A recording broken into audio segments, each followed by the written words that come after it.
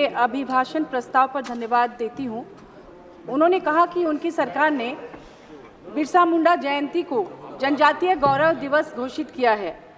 हमारे झारखंड में धरती आबा बिरसा मुंडा को भगवान का दर्जा दिया है, लेकिन पार्लियामेंट भवन में जिस तरह से महात्मा गांधी और बाबा साहब अंबेडकर जी की मूर्ति को वहां से उठा के पार्लियामेंट के पीछे तरफ रख दिया गया है, उसी तरह से भगवान बिरसा मुंडा की जो प्रतिमा थी उसको भी उसके स्थान से उठाकर पीछे शिफ्ट किया गया है और उनके कद को भी छोटा कर दिया गया है पहले से।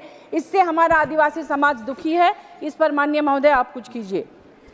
आदिवासी समाज तब भी दुखी था जब इस पार्लियामेंट भवन के अभिभावक स्वरूपा आपको गृह प्रवेश के समय में आमंत्रित नहीं किया गया था। आदिवासियों के वीर शहीद बिरसा मुंडा को गुलाम भारत में अंग्रेजों ने जेल में डाल दिया था, रांची जेल में। आज 21वीं सदी में आपकी सरकार ने हमारे लोकप्रिय युवा मुख्यमंत्री हेमंत सोरेन जी को उसी तरह से रांची जेल में डाल दिया है। झारखंड हाईकोर्ट ने खुद कहा है, लिखकर भी दिया है कि ईडी के पास उनके खिलाफ कोई सबूत नहीं था और 5 महीने तक एक निर्दोष मुख्यमंत्री को, जिनको उनके पद से रिजाइन करने के लिए मजबूर किया गया, चुनाव से बाहर रखा गया एमपी इलेक्शन के दौरान और उनसे इस्तीफा दिलवाया गया, उनको मानसिक यंत्रणा दी गई, उनके परिवार ने सफर किया और इसकी भरपाई कौन करेगा? माननीय दिल्ली के मुख्यमंत्री अरविंद केजरीवाल जी के साथ भी वही हो रहा है और इस तरह से पूरे देश में खेल चल रहा है। ये बदले की राजनीति को दूर कीजिए। माननीय गैर भाजपा शासित राज्यों में से भेदभाव बढ़ता जा रहा है। हमारे यहाँ कोयले की रॉयल्टी के 1,36,000 करोड़ के लिए बार बार कहा गया केंद्र सरकार को, वो नहीं दिया गया।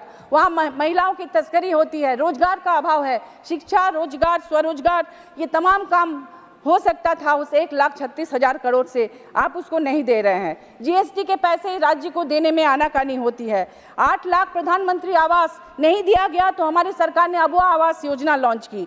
राज्य को बिजली देने में आनाकानी की जाती है ताकि राज्य ठीक से काम नहीं कर सके।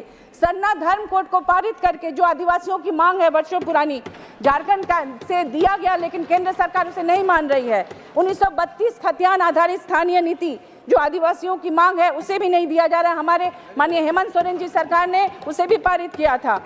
महोदय, आपने अभिभाषण में आपकी सरकार की लगभग सभी उपलब्धियों का जिक्र किया है, लेकिन आश्चर्य की बात है कि अयोध्या राम मंदिर की उपलब्धि पर आपने एक शब्द भी नहीं कहा। इससे पूरा देश हैरान है। इसमें एक और बात कहना चाहूँगी कि माननीय मोदी जी जय श्री राम का नारा लगाकर अपने सभाओं में बात करते हैं, लेकिन लोकसभा चुनाव परिणाम आने के तुरंत बाद, अयोध्या हार जाने के बाद अपने सांसदों को संबोधित करते समय उन्होंने जय श्री राम को भूलकर सिर्फ जय जगन्नाथ कहा, क्योंकि जगन्नाथ में उन्होंने बीजेडी को वॉश आउट कर दिया लोकसभा और विधानसभा से। तो इससे भी हमारे राज्य में लोग कह रहे हैं कि अब राम मंदिर की जगह जय जगन्नाथ का मंदिर बनाना चाहिए। मॉब लिंचिंग, हमारे सबका साथ सबका विकास का नारा लगाने वाली आपकी सरकार, बीजेपी की सरकार में बीफ को लेकर अल्पसंख्यकों के साथ न जाने कितने अत्याचार हुए, कितने घर जले, गाड़ियां जली, मॉब लिंचिंग हुई, हत्याएं हुई, मगर यह जानकर देश हैरान रह गया कि इलेक्टोरल बॉन्ड के माध्यम से न जाने कितनी बीफ प्रोडक्शन कंपनियों से बीजेपी ने चंदे लिए चुनाव जीतने के लिए।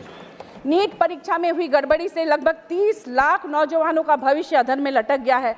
7 साल में 70 बार पेपर लीक हुई। परीक्षाओं में शुचिता बरतनी चाहिए। आपने पुरानी पेंशन व्यवस्था खत्म कर दी। हमारे राज्य में माननीय हेमंत सोरेन जी ने उसे लागू किया।